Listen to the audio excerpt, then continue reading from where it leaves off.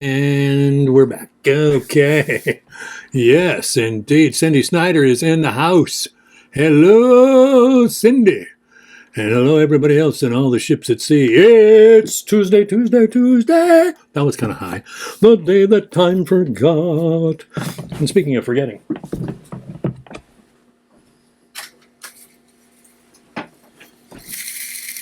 is it, no. Sorry. Every time I grab the little fireworks, I trigger my CD player over there. Hello. Good evening. It is November the 22nd, if I'm not mistaken. It is Thanksgiving week, and let me begin the entire thing by saying how thankful the Hand and I are that you guys keep coming back, and because my mom stopped sending checks some years back, and but I do appreciate, Mom, all those years of support. Monthly checks so that people would come to my shows.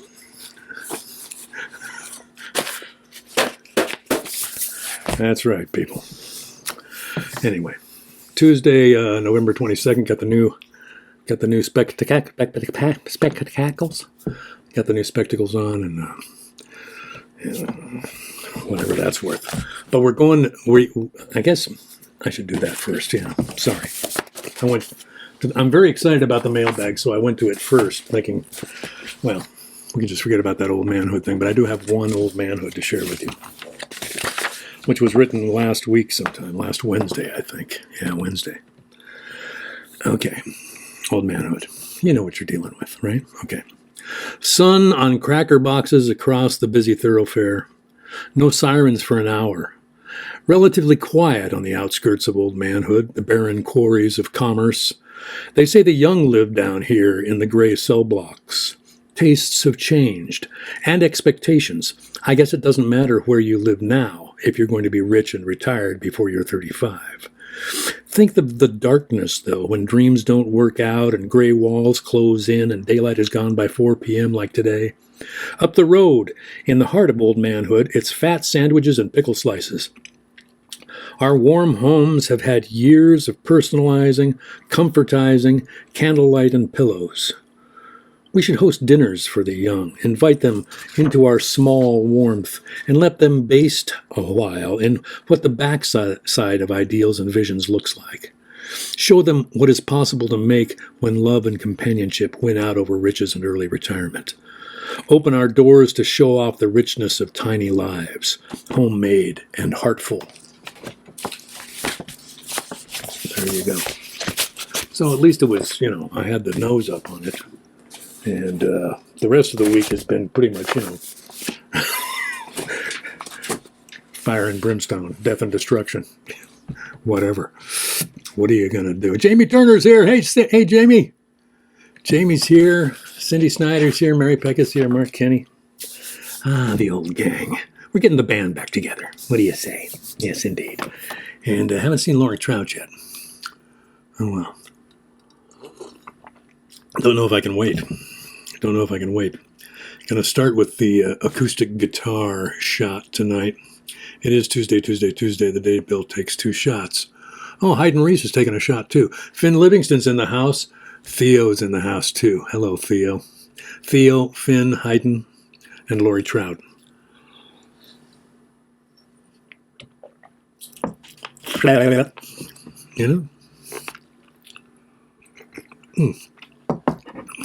There you go. Bridget Lacey, who's a member of the Westminster Basement Study Group, dear friend, posted something on Facebook the other day that was just delicious, and I wanted to share it with you guys. It's a poem by Dorianne Laux. Dorianne Laux is one of those poets that I became aware of. I think her book was called What We Carry or something like that. And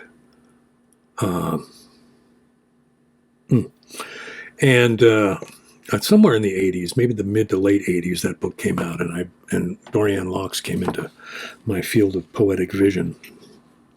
Well, that sounded awfully lofty, Bill. I noticed Dorianne Laux became a poet that I admired. So this is a Dorianne Laux poem that Bridget posted, which I love. Thank you, Bridget. Death comes to me again, a girl, it's called. Death comes to me again, a girl. Okay, here we go. Death comes to me again, a girl in a cotton slip, barefoot, giggling. It's not so terrible, she tells me, not like you think, all darkness and silence. There are wind chimes and the scent of lemons. Some days it rains, but more often the air is dry and sweet.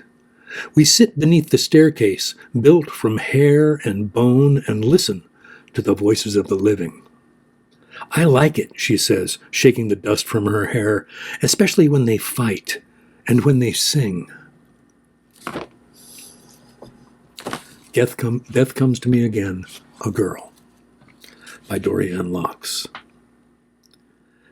Death comes to me again, a girl in a cotton slip, barefoot, giggling.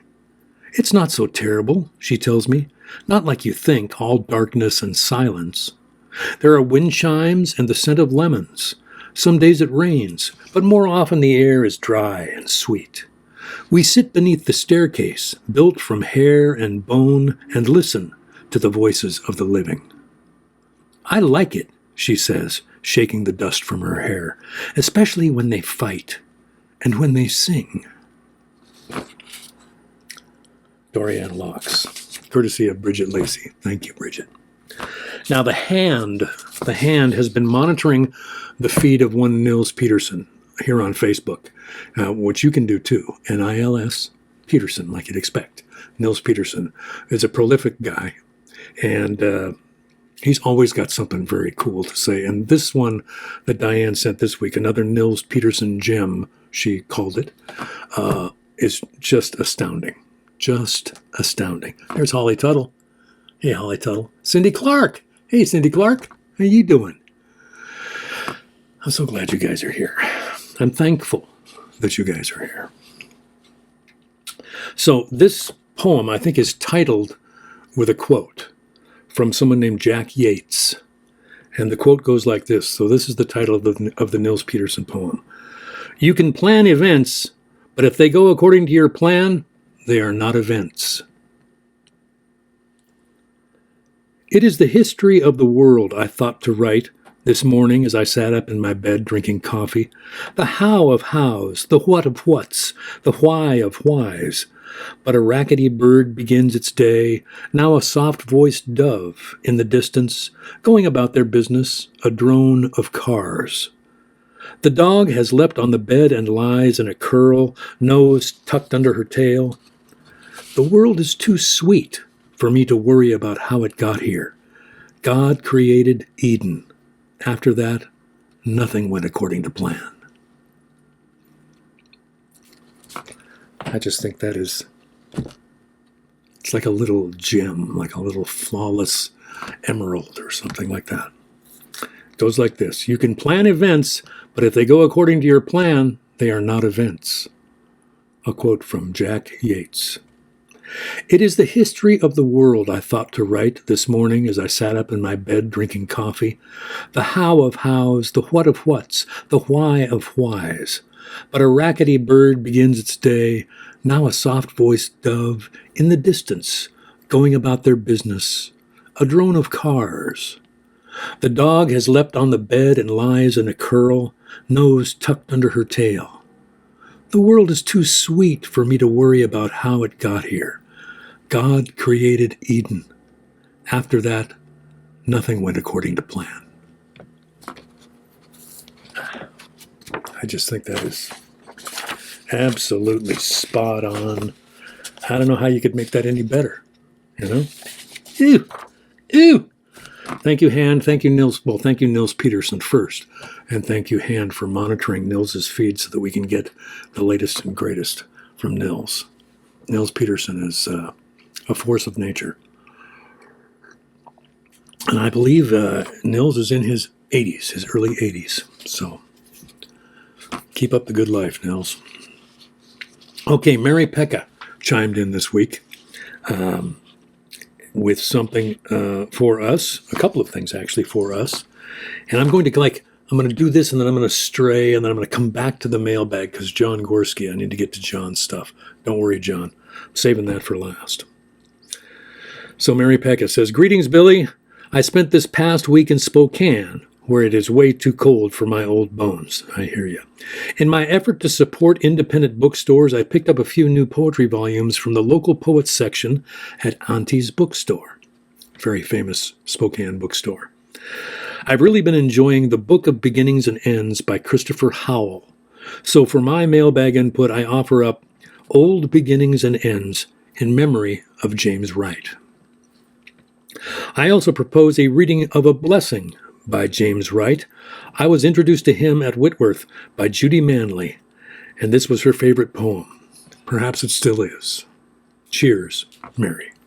Judy Manley. You know, you hear that, and it's one of those names that you hear and you kind of go, "Mwah." All these resonances come up from, well up from within your viscera, or whatever. Judy Manley gave me this bracelet. I believe it was for my 20th birthday. So that would be 40, almost 45 years ago. And I have worn it ever since. I have worn this bracelet ever since. So Judy, if you ever see this, thank you. Thank you. Anyway, so we're going to start with a poem by Christopher Howell. Then we're going to move on to James Wright here for a moment. Old Beginnings and Ends in memory of James Wright. The horned owl moon rises over Ohio and looks around. Not too much going on here, where the world waits for the dark brotherhood of evening to stretch its wings like some huge secret deity of the birds, who are sleeping now, knowing only the great oak tree murmur of old beginnings and ends. Soon stars will slip hesitantly out along branches, where some thought of them has nested all day. And in the hills, small streams will call to the deer that it is safe again, that nothing else knows they are there. Even the night will forget to look for them as they bend toward the cool, deep dream of water. Yeah, Bubba. Old Beginnings and Endings. This is by Christopher Howell. Christopher Howell is the poet's name. A Spokane poet, I hope. Yeah. Christopher Howell. Old Beginnings and Ends in memory of James Wright. The horned owl moon rises over Ohio and looks around. Not too much going on here, where the world waits for the dark brotherhood of evening to stretch its wings like some huge secret deity of the birds who are sleeping now, knowing only the great oak tree murmur of old beginnings and ends. Soon stars will slip hesitantly out along branches, where some thought of them has nested all day. And in the hills, small streams will call to the deer that it is safe again, that nothing else knows they are there. Even the night will forget to look for them as they bend toward the cool, deep dream of water. That's a very nice evocation, if that's the right word, probably isn't, of James Wright.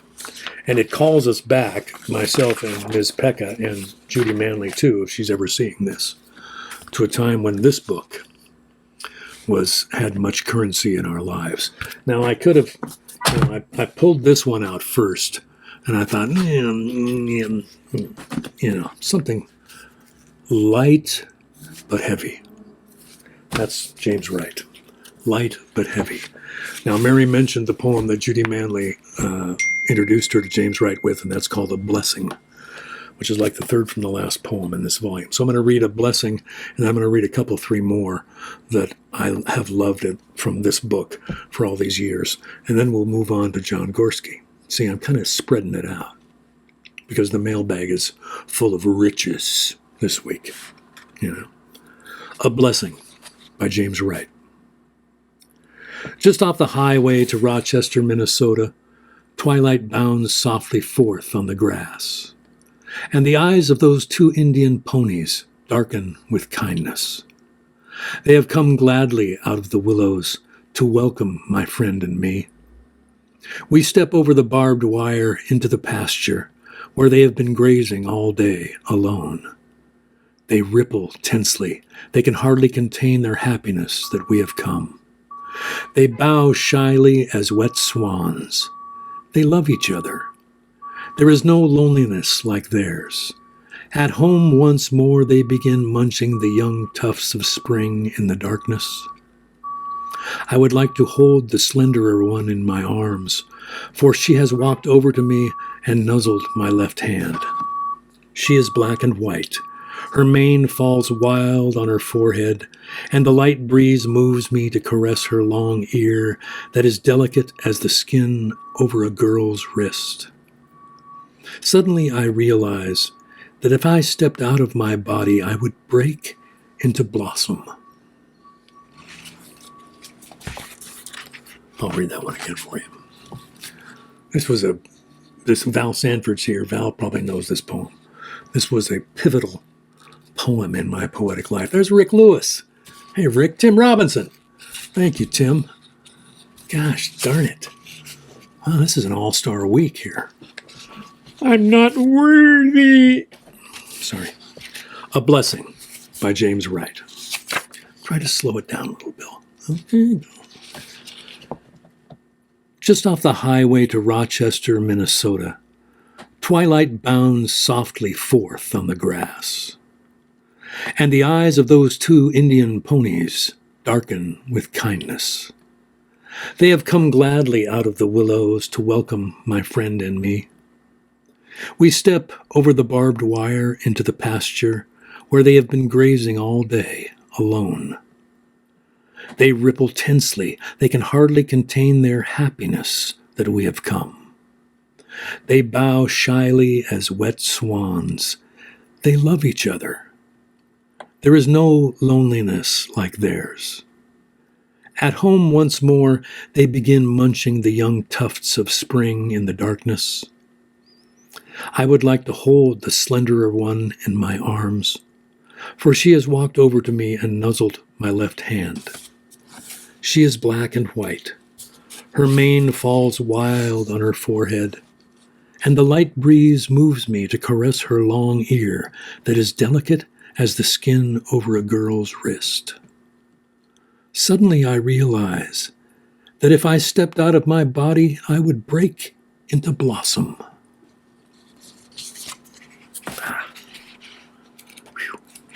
That's one of those poems you can feel. You can feel it in your body. And it's a memory. The feeling in your body is a memory, right? So it's like, oh, I haven't felt that feeling in a long while. It's because you've loved this poem at a different time in your life. And here it is back again. Kind of like certain people come back into your life. You know how things circle back?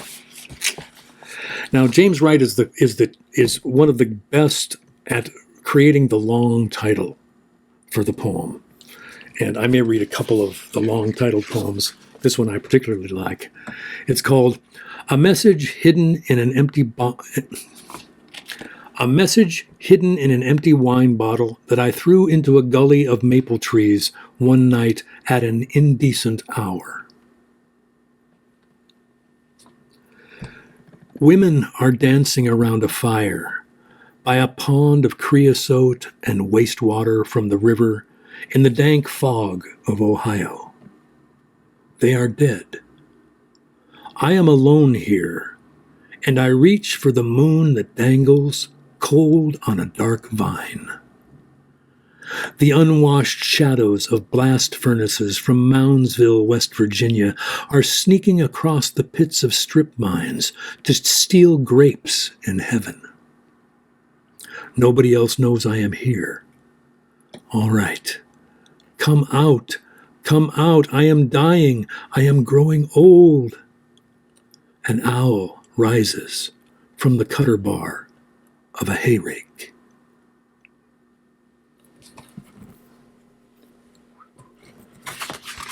That sounds like something Tim Robinson would write. A message hidden in an empty wine bottle that I threw into a gully of maple trees one night at an indecent hour. Women are dancing around a fire by a pond of creosote and wastewater from the river in the dank fog of Ohio. They are dead. I am alone here, and I reach for the moon that dangles cold on a dark vine. The unwashed shadows of blast furnaces from Moundsville, West Virginia, are sneaking across the pits of strip mines to steal grapes in heaven. Nobody else knows I am here. All right. Come out. Come out. I am dying. I am growing old. An owl rises from the cutter bar of a hayrake. See, that's just, I don't know.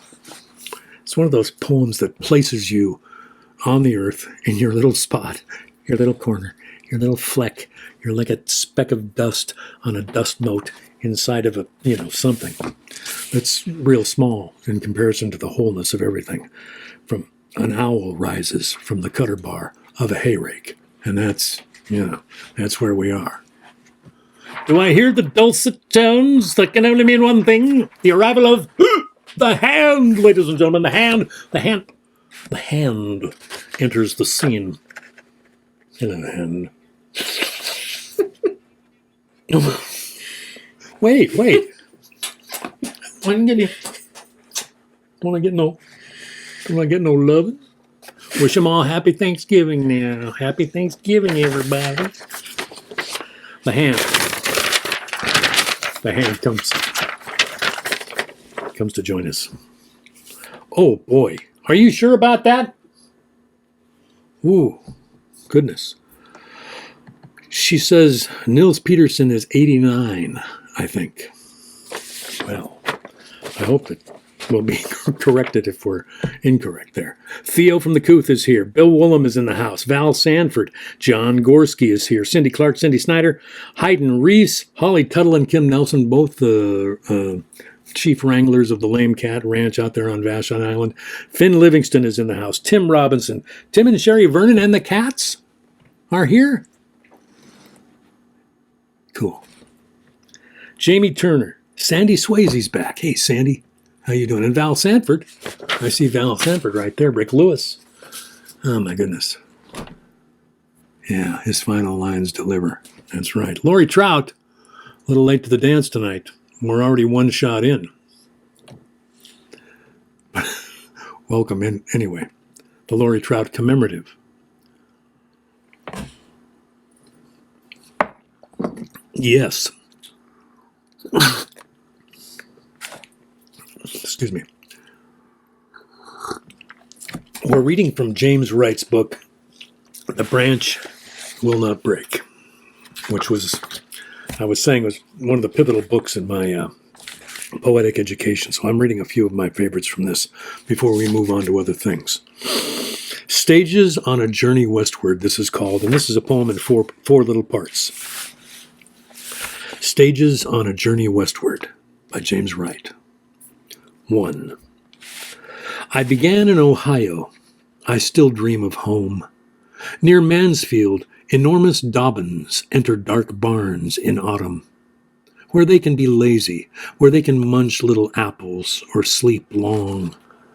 But by night now, in the bread lines my father prowls, I cannot find him. So far off, 1,500 miles or so away, and yet I can hardly sleep. In a blue rag, the old man limps to my bed, leading a blind horse of gentleness. In 1932, grimy with machinery, he sang me a lullaby of a goose girl. Outside the house, the slag heaps waited. 2. In western Minnesota, just now, I slept again. In my dream, I crouched over a fire. The only human beings between me and the Pacific Ocean were old Indians who wanted to kill me. They squat and stare for hours into small fires far off in the mountains. The blades of their hatchets are dirty with the grease of huge, silent buffaloes. 3. It is dawn. I am shivering, even beneath a huge eiderdown. I came in last night drunk, and left the oil stove cold. I listen a long time now to the flurries. Snow howls all around me out of the abandoned prairies. It sounds like the voices of bums and gamblers rattling through the bare 19th century whorehouses in Nevada. 4. Defeated for re-election, the half-educated sheriff of Mukilteo, Washington, has been drinking again. He leads me up to the cliff, tottering. Both drunk, we stand among the graves. Miners paused here on the way up to Alaska. Angry, they spaded their broken women's bodies into ditches of crabgrass. I lie down between the headstones.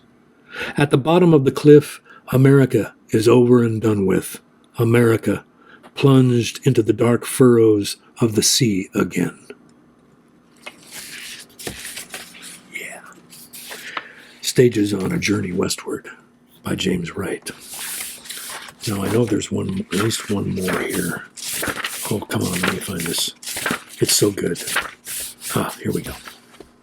It's actually the title poem of the book. And the poem is called 2 Hangovers. As you can imagine, when I was a college student, this appealed to me. It still calls to me vaguely out of the dim and distant past. 2 Hangovers by James Wright. Number 1. I slouch in bed. Beyond the streaked trees of my window, all groves are bare. Locusts and poplars change to unmarried women, sorting slate from anthracite between railroad ties.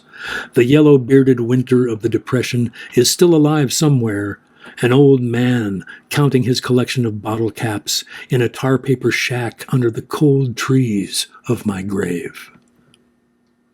I still feel half drunk, and all those old women beyond my window are hunching toward the graveyard. Drunk, mumbling Hungarian, the sun staggers in, and his big stupid face pitches into the stove. For 2 hours I have been dreaming of green butterflies searching for diamonds in coal seams, and children chasing each other for a game through the hills of fresh graves. But the sun has come home drunk from the sea, and a sparrow outside sings of the Hannah Coal Company and the dead moon. The filaments of cold light bulbs tremble in music like delicate birds. Turn it off. Number 2. I try to waken and greet the world once again. In a pine tree, a few yards away from my windowsill, a brilliant blue jay is springing up and down on a branch. I laugh as I see him abandon himself to entire delight, for he knows as well as I do that the branch will not break. I'm going to read that one again. I'm sorry. It's just too good. This was the poem that made James Wright real to me. 2 Hangovers. Number 1. I slouch in bed. Beyond the streaked trees of my window, all groves are bare. Locusts and poplars change to unmarried women sorting slate from anthracite between railroad ties. The yellow-bearded winter of the Depression is still alive somewhere, an old man counting his collection of bottle caps in a tar paper shack under the cold trees of my grave. I still feel half drunk, and all those old women beyond my window are hunching toward the graveyard. Drunk, mumbling Hungarian, the sun staggers in, and his big stupid face pitches into the stove. For 2 hours I have been dreaming of green butterflies searching for diamonds in coal seams, and children chasing each other for a game through the hills of fresh graves. but the sun has come home drunk from the sea, and a sparrow outside sings of the Hannah Coal Company and the dead moon. The filaments of cold light bulbs tremble in music like delicate birds. Ah, turn it off. Number 2, I try to waken and greet the world once again. In a pine tree, a few yards away from my windowsill, a brilliant blue jay is springing up and down on a branch. I laugh as I see him abandon himself to entire delight, for he knows as well as I do that the branch will not break. James Wright. I think you can still get this book. It's a famous book, The Branch Will Not Break. Yeah, it's published by Wesleyan University Press, and I think they're still actively doing their thing. Okay? Thank you, Mary Pekka, for sending in the poem by Christopher Howell, who I will be researching now. Another poetry book I gotta get. Local Spokane poets, of course. I spent about 8 years of my life in Spokane. Okay, John Gorski, also, we heard from this week. Here's what he said. Hi, Bill. I was going to send this Apollinaire poem last Tuesday, but I wasn't sure if I would be in attendance. I think the title is the first line. Okay, so we got one by Apollinaire, and then he goes on from there. I'll read the Apollinaire first. I had the courage to look back, is the title, we think. The ghosts of my days mark the path, and I mourn them. Some lie in moldering Italian churchyards, some in groves of citron trees that blossom and bear fruit in every season. Other days wept before dying in taverns. Ardent odes became jaded in the eyes of a mulatto girl who inspired poetry. Once again the roses of electricity open in the garden of my memory. I'll read that one again. I had the courage to look back. The ghosts of my days mark the path, and I mourn them. Some lie in moldering Italian churchyards, some in groves of citron trees that blossom and bear fruit in every season. Other days wept before dying in taverns. Ardent odes became jaded in the eyes of a mulatto girl who inspired poetry. Once again the roses of electricity open in the garden of my memory. You can tell why this guy Apollinaire has kind of got a certain, cachet around him. Yes. Anyway, moving on to what John was talking about in his email. You mentioned Crysta Casey on Tuesday night. I first read one of her poems in 1991. Her portrayal of mental illness in that poem made quite an impression on me. I had mutual friends of hers before I met her in 1996. I used to visit her at her Belltown apartment and talk with her by phone from 1997 to 2008. The last time I saw her was in May of 2008. I am still in touch with poet friends who knew her. I have a file of 5 poems from her first book, Heart Clinic, which I am attaching. I'll see you next Tuesday, John. John, so yeah, I did not know Crysta Casey. I did not know of Crysta Casey, but I knew of some of the places that she used to hang out. Belltown was a pretty active little, you want to say bohemian, but it was a little more sketchy than that. But Belltown, I remember playing at the Rendezvous many times down there. Well, not many times, several times back in those days. Anyway, so these are from Heart Clinic by Crysta Casey, and I may not read all 5 of these, John, just because I want to get to the material that I want to get to, which is rules for walking out. kind of the quintessential Crysta Casey book. But I wanted to read this first one, Talking to Flowers. Talking to Flowers by Crysta Casey. I look at orange flowers on the couch material. The three-way light is turned low to not disturb George, who sleeps in the dark bedroom. Nearly midnight, and I sip black coffee. Outside it is too cloudy to see the quarter moon. I am thinking about my voices, how I've heard them 9 years now, since I left the service. When they say, "Kill yourself," I answer back, "Don't start in on me." Then they are more friendly. They keep me company, so I am not so lonely. Sometimes they tell me what to do. They say, "Wash your hands after using the toilet before handling lettuce for salad, even though there is no witness." They say, "Give a quarter to the man outside Woolworth's with his open cardboard box begging change." Sometimes the couch flowers themselves speak to me. They say, "We are from God. You will grow wild as the dandelion weed gone to seed." I ask, to be blown to the wind? To be thousands of wishes.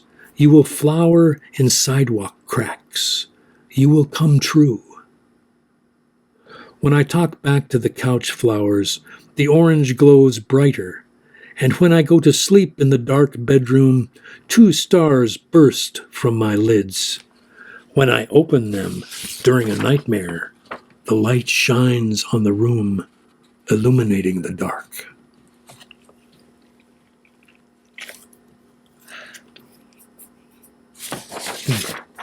I got to read that again. I'm sorry. Crysta Casey, Talking to Flowers. Theo from the Couth, who's here tonight, gave me a stack of poetry books. He didn't give them to me. He let me borrow them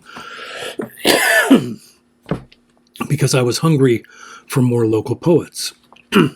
So he gave me the stack of 6 different local poets to read. John Gorski was in the stack. I'd already been acquainted with John, but I was happy to get that other book too. I went back and paid for them last week. And there were 2 books by Crysta Casey. Part of the second book is contained in this one. So that's why I am relying on this one mainly tonight. But then John sends me these other poems and his stories about Crysta Casey. The book, I'll read part of the introduction to the book because Crysta Casey cast a pretty large shadow, or actually was luminous enough to affect a lot of people here locally or wherever she was with her decisions around poetry. More about that in a moment. But I want to reread Talking to Flowers. I look at orange flowers on the couch material. The three-way light is turned low to not disturb George, who sleeps in the dark bedroom. Nearly midnight, and I sip black coffee. Outside it is too cloudy to see the quarter moon. I am thinking about my voices, how I've heard them 9 years now since I left the service. When they say, "Kill yourself," I answer back, "Don't start in on me," and they are more friendly. They keep me company so I am not so lonely. Sometimes they tell me what to do. They say, "Wash your hands after using the toilet before handling lettuce for salad, even though there's no witness." They say, "Give a quarter to the man outside Woolworth's with his open cardboard box begging change." Sometimes the couch flowers themselves speak to me. They say, "We are from God. You will grow wild as the dandelion weed gone to seed." I ask, to be blown to the wind? To be thousands of wishes. You will flower in sidewalk cracks. You will come true. When I talk back to the couch flowers, the orange glows brighter, and when I go to sleep in the dark bedroom, 2 stars burst from my lids. When I open them during a nightmare, the light shines on the room, illuminating the dark.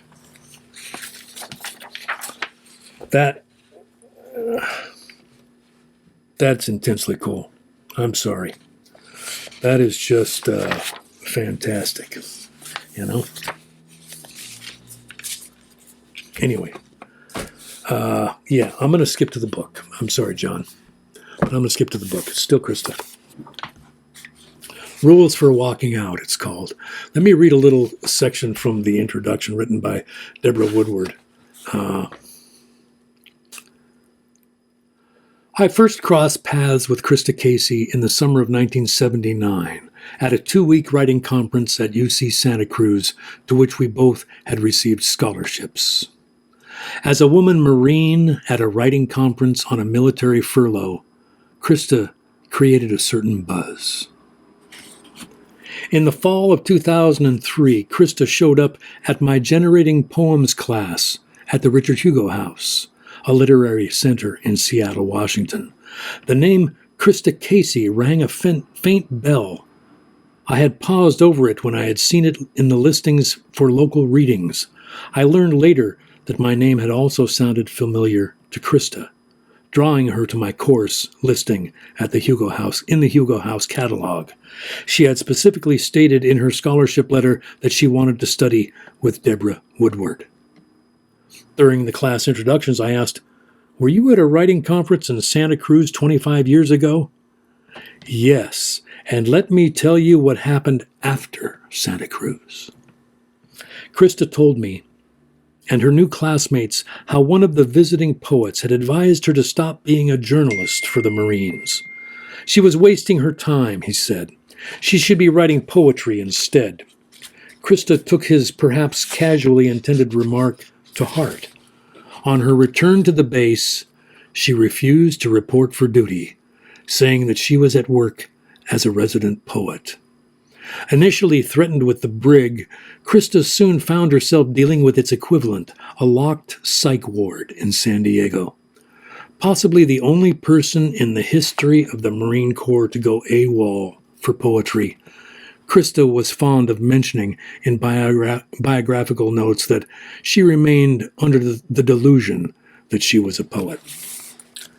Rules for Walking Out is the full account, finally brought together in one collection of what Crysta saw and lived and who she met, for better or for worse, after she declared herself resident poet. Okay, so that's where we are here. This book, the prologue of the book is a curse. It's a curse. Now, all the names have been changed to protect the guilty. So, a curse for Captain Bowman. You told them I was slitting my wrists, but I had no scars on my arms then. You said, in the bathroom, in her room. The toilets were down the hall. You didn't even know how enlisted people lived, you in your officers' quarters. I was a threat to you, asked too many questions. You wondered what I knew about the Santa Margarita River Bridge I'd discovered down by the hospital. I did not know if it was built upside down or right side up, whether the water was radioactive or drinkable, if Central Intelligence blindfolded people in the shed beside it and interrogated them until they told whatever truth they knew. I gave my name, rank, and serial number, said I was a poet. Beyond that, I refused to speak. Sergeant Flanagan said you wanted me dead. I wanted to throw coffee in your face. I wanted you to burn. The bars on the windows repeated themselves, permanent lines etched in my eyes. I said, I want to write poetry. I'd rather pick up cigarette butts than let you use my mind. You said, I will see to it that you sit in the brig or on a bench in the mental institution for the rest of your life. Since then, I've wanted to call the police and send an ambulance to your house in San Diego saying, Captain Bowman is in the bathroom slitting his wrists.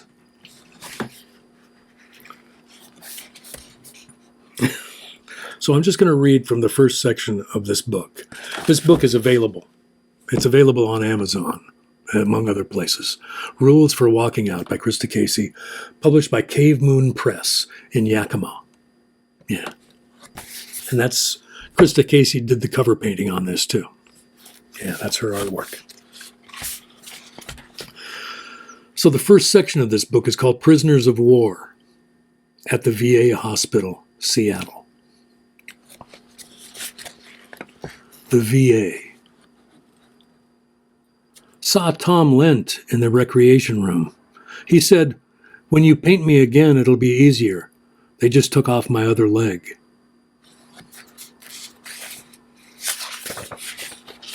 Divertimento number 2 in D, K-131, Mozart.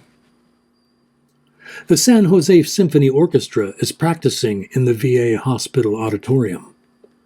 One old man wheels back and forth in front of the stage, no longer fighting his wheelchair. It's a part of him, the way a violin is part of a violinist. He's buckled in, his glasses held on with cord. A young man has come down from the Alki ward to listen, USMC tattooed on the muscle of his left arm. "I'd like you to shorten the eighth notes a bit," says the conductor. A mechanical wheelchair zzz across the wooden floor. A blind man knocks his cane against the leg of a chair. "A dot above the note," says the conductor. The first violinist chuckles. His belly rolls under his shirt. The second bass arrives late. "Go on," says the conductor. He taps the tall black stand. "Staccato." "Resist the temptation to ye yump," yells the conductor. Zzz goes an electric wheelchair. "Before we break, I want to ask the horns to come in very brassy." The conductor stands on the stool, his heels hooked over the lower rung. Old men in striped robes lean forward, and the tattooed former Marine conducts the air with a black ballpoint pen.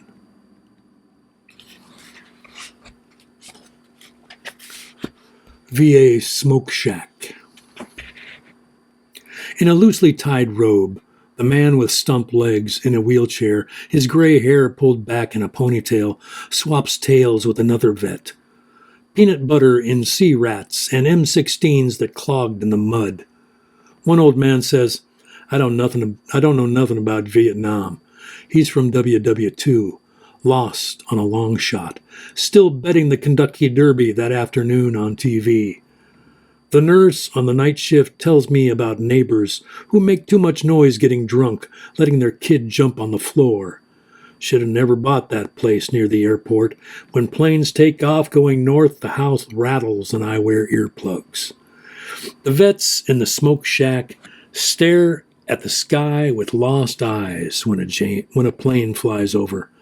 A man says, "They're going to remove half my face.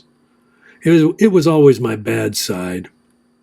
Another says, he has a cowboy hat like that other vet from Idaho, but he doesn't wear it. "I think I'm being punished," says the old man who asks for a light.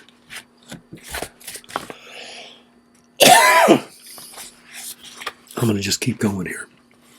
I've got a few more of these to get to. I'm just going to read through the first section of this book because it just hits me. Hell and Heaven, this is called, and it is in 2 parts. 1. In my hospital room, a boat sails across water in a painting on the wall. White thermal blankets ripple like waves on the bed. Dave has a photographic memory. He can paint the pictures in his head. He asked the nurses for his dandruff shampoo. The instructions said to use 2 tablespoons. He spread it through his hair, but the shampoo didn't lather, so he used half the tube, rinsed. Clumps of hair filled his hand. They had given him his foot cream instead. Now he has several bald spots, wears a baseball cap. The vet named Freedom limps with crutches. He shot himself in the chest and stomach on the night of last month's full moon. That was the day before he turned 50. Now he keeps writing the same letter over again and sleeps a lot. Today was another day of going up and down between the 7th floor and the 1st floor smoke shack. Sometimes when we get on the elevator, we press 7, when on 7, not moving until we remember, press 1, when on 1, staying put on the ground floor. 2. In the smoke shack, 2 men with throat cancer on morphine drips. Their machines go beep beep when the battery's low. Cowboy John in a wheelchair is 23 years old. He severed his vertebra in an automobile accident. Now he wears a hat that reads, "I will walk out of here." The man who had stomach cancer is from Alaska and flies back tomorrow. He's the skipper of a fishing boat, keeps flotation devices so his crew's bodies can be found in the freezing water. Cowboy John is skinny. He has 19 more radiation treatments. He wears a smile, a light in his eyes like a star on a cloudless night. From the 7th floor, you can see snow-capped mountains, Mount Rainier in the distance. You can see white clouds puffed like waves, 7 in heaven. The sailboat on my wall is forever sailing. If we are its crew, we have fallen overboard, our drowned bodies floating in life jackets on the surface.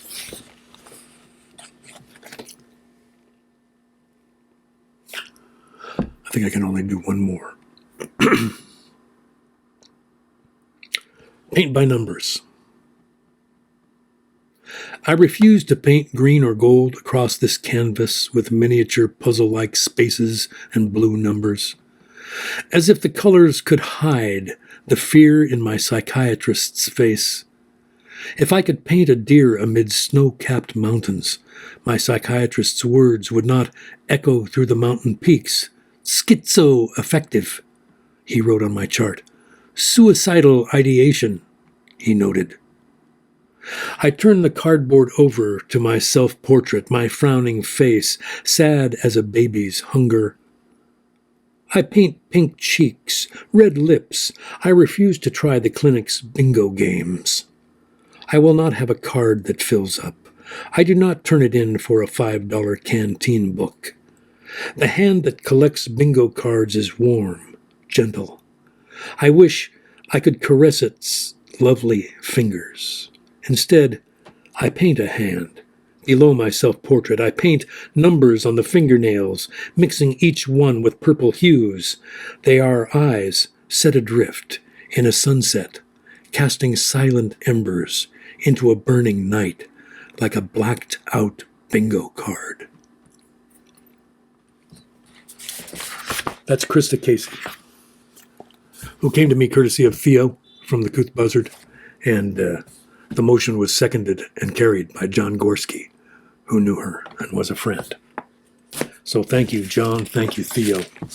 And thanks, everybody, for making the mailbag so resonant this week. Mary Pekka for bringing up James Wright, allowing me to pull this book off the shelf, which, even though this is not my original copy, I think I got this copy in the mid-'80s sometime. It's been on my shelf. You know how these little tiny books will sit in there, lost between other weightier tomes on either side, and you don't see them for years. I found a book by Peter Evangelisti that I have had since 1982 when I was in San Francisco. I just found that. I thought I had gotten rid of that years ago by some fluke. So Peter Evangelisti in our future. But Crysta Casey is brand new to my life, even though she was writing poetry way back. And I'm appreciative to learn more about these local poets, and there are more to come. So there you go. Once again, let me say I'm thankful for all of you folks who keep coming back here. You don't have to come every week. It's not a requirement. And thank you for those of you who remember that back in the Treehouse days, I had a PayPal link up there. Once in a while, I still get a little help in the PayPal to buy the poetry books with, and I appreciate that. But I don't promote that here because I'm not reading my own work for the most part. So it doesn't seem right to be asking for money for other people's stuff. But buy these books, for God's sake. If you've got a few bucks laying around, buy a book by Crysta Casey. Buy The Branch Will Not Break by James Wright, and immerse yourself a little bit more in this stuff. It's worth it. It's worth the effort. You know, you read it through once, you let it sit for a day, you go back and read it again.